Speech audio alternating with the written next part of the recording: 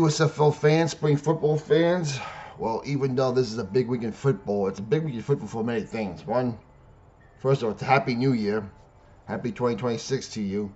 So we have a lot of stuff going on in the NFL, college, and now the UFL. We're only 85 days away from kickoff. And it looks like we got our coaches all named. And we will start with the most familiar and only familiar name from last year. That's my guy, Coach Shannon Harris, who will be coaching the defending champion DC Defenders. 22 years of college assistant and now a UFL head coach. He'll be leading the pack against to defend the UFL title.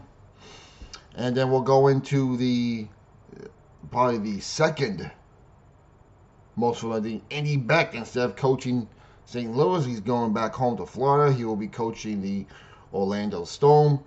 7 years as a head football coach with the Battlehawks. So that is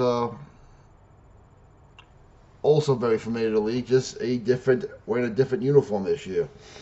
Houston Gamblers hire Kevin Sumlin. Of course, he coached over in Texas A&M and the University of Houston. He has 30 plus years of coaching, so he's experienced as well, which is I like. I think I'd rather have the experienced coaches than the new guys in the block. That's just me. And of course, Rick Neuheisel will be coaching Dallas Renegades. Of course, you remember him from the Arizona Hotshots of the old AAF and the fun offense they had. 30 years of coaching, college head coach, as well as the AAF, and just said goodbye to his buddy Gary Danielson of CBS yesterday. Former St. Louis wide receiver Ricky Prohl, he will be back in St. Louis with the Battlehawks. He has 7 years as an assistant, almost as a wide receiver coach. This is his first ever head coaching role. We'll see if he can build what Andy Beck started. But, as they said, they're blowing up all the rosters, which I'm not a big fan of. We'll go from there. So there's the rebranding of the rebranding. Now as for the Louisville Kings, they're bringing back an old face, Chris Redman, the old Louisville Cardinal quarterback.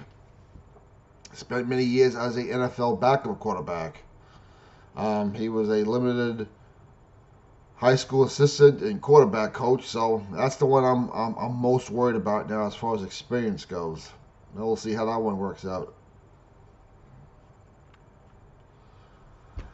And of course, there's the original XFL star and now hero, AJ McCarron, going back home to Alabama to coach the Birmingham Stallions.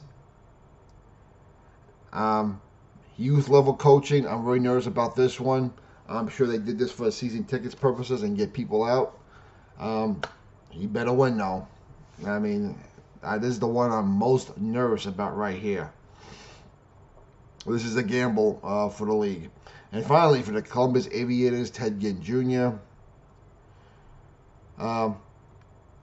No coaching experience at all either. So, we got some veteran coaches here, and they're taking a chance with some new coaches. So there is your XFL head coach lineup for the year 2026. Today is college bowl game. Yes, Mike Caines did it last night.